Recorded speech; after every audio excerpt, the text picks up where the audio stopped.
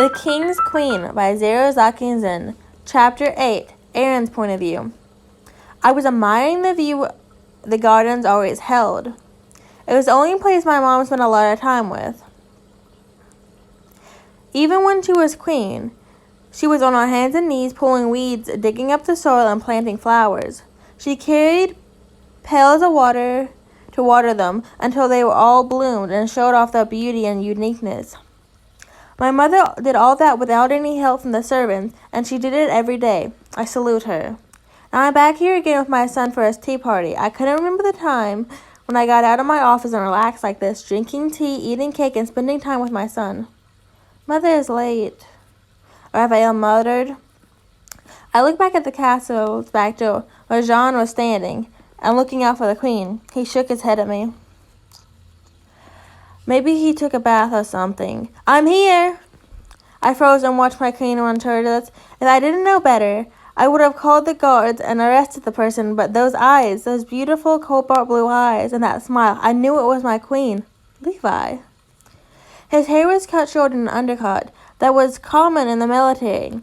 He also parted it differently this time.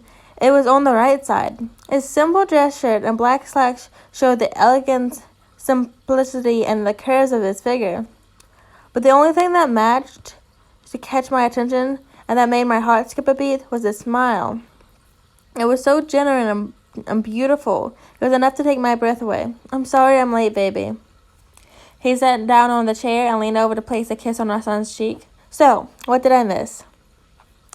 It was then that I realized my jaw was hanging, and the fact that my son's eyes were no longer on his mother but on me. Father really loves your new look, Mother, Raphael blurted out all of a sudden. What, I stuttered, feeling a blush creep up on my cheeks. Really? Levi tucked the strand of raven hair behind his ear. I decided to cut it. It was getting hot now because summer is coming. Summer? Raphael peeked up. Yes, we can go to the beach. For the first time I saw my son smile, and his eyes grew wide when he heard the word beach. Can we, Father? Raphael asked. Well, you see, it was then I realized that my son had never spent a summer vacation as most kids did because of the schedule I put him on. I feel pain stabbing my chest as guilt rised. Of course we can, right, Aaron? Levi turned towards me. I stay at my family. For some reason in the world, my family seems so foreign to me. But seeing my queen change so much in a sudden, small span of time and influenced my son. Raphael was a very special boy. He was obedient. He aced his classes and did chores diligently. But I didn't recall that he once smiled during those times. Raphael always looked so serious and formal that I almost treated him like an adult. Father, please, Raphael begged at me. His eyes were wide, showing off the beauty of his mismatched colored eyes. Levi was right. He's still a baby, and I almost forgot about that. What happened to me before? Why did I put this child, my own flesh and blood, through such a schedule? What was I thinking? I literally turned like my father. It's okay if you won't allow it, Father. Raphael cleared his throat and sat back in his chair, back straight and chin up, and then he wore his usual serious expression. I almost wanted to punch myself right then and there. What have I done to my baby? Pfft, it's fine, Raphael. If Aaron doesn't want to go to the beach, then we'll go. Let's leave, Father. Levi growled at me, but the smirk on his lips said otherwise. Just then, Raphael's serious mask was off, and he was looking at his mother with hopeful eyes. Really? Wait, I want to come, I exclaimed. Really now?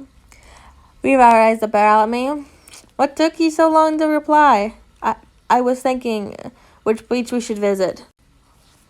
Oh, you're really going to the beach this summer? Raphael whispered shyly. Yes. Both Levi and I answered in unison. Really? Then I'm so excited! Raphael chilled. It was then again that I realized that this was the first time I saw Raphael so happy. Also the first time that all of us talked like we didn't care about the world. It was then that I felt like we were a real family. I smiled at my son. His eyes shone with excitement and joy. Then the smile never left his lips. He was still my baby. Levi was right. I stared at Levi as he listened down to all the things that we could do at the beach, making the child more excited than ever. Levi changed, but it was not only him who changed for the better. Levi's point of view. I swung the sword with all my might, cutting the straw dummy in half. It felt like ages since I held a sword or dagger, though I preferred dull blades. But this, having a weapon in my hand once again, felt so right. I panted, feeling the adrenaline rush leave my body. Ever since I stepped into this place, I knew something was missing. I was never a queen, never delicate and fragile. I was always a soldier in my own way, protecting my friends, even if it cost me so much. I looked down at the fallen dummy and smiled. At least my skills were top shape after all these years.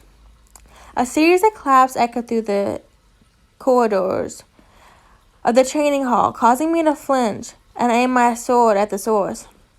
I asked Hange to kill this place and make sure no one came inside. I wanted to train alone because I didn't want to start rumors saying that I was training to kill my husband. But who the hell did Hange let in? That was excellent. Never knew you were such a great fighter. That voice. Well, of course, I lowered my sword and smirked at the newcomer. Coming to be my sparring partner, Aaron? Don't mind if I do. He smirked at me and took off his coat, getting his own sword. So, have you thought of which of the beaches we are visiting this summer? I asked. Shirigami has white sands and blue water. Aaron eyed me from head to toe. Maybe we're still getting used to my new look. That sounds perfect. I smirked and dashed towards him while he was still distracted. His sword blocked mine just in time, giving me a smug smile. Well, shit. Raphael's point of view.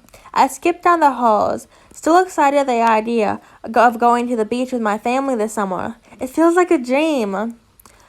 Mother changed, which is weird and suspicious. Father noticed too, but I wish Mother would be like this forever. Also, Father changed too. Usually he would scold me for doing nothing but my best during classes. Now, he agreed to let me off my schedule.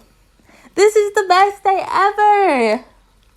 I cheered. No classes, no chores, no more stand up straight, chin up stuff. We're going to the beach for the first time. When my voice echoed in the empty halls, I covered my mouth and giggled. I jumped in my spot before dashing into the halls. I loved running ever since. But Father was so against it. Maybe he'll let me run now that he and Mother have changed. I stopped in my tracks when I felt a sudden craving for some tea and cake. Maybe I'll invite Mother to eat with me. I just discovered that he loved Earl Grey tea and strawberry cake. I slipped my way to the halls until I spotted Hange, who seemed to be guarding the training hall. Hange, where's Mother? I asked, eyeing Hange, her eyes and her expression, her body language. She's hiding something.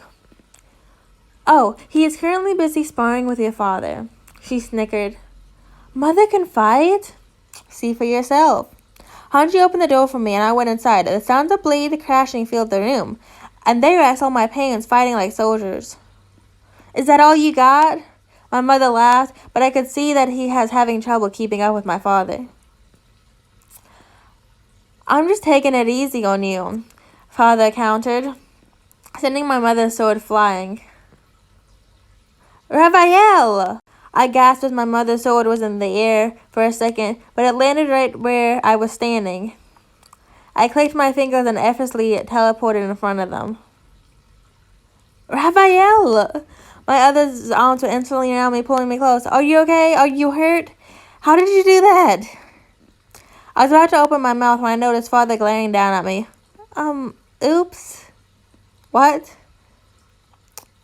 He learned a few magic spells in class, my father explained. You use magic? My mother held both my hands and looked at me, impressed. I smiled, excited that he would go against it.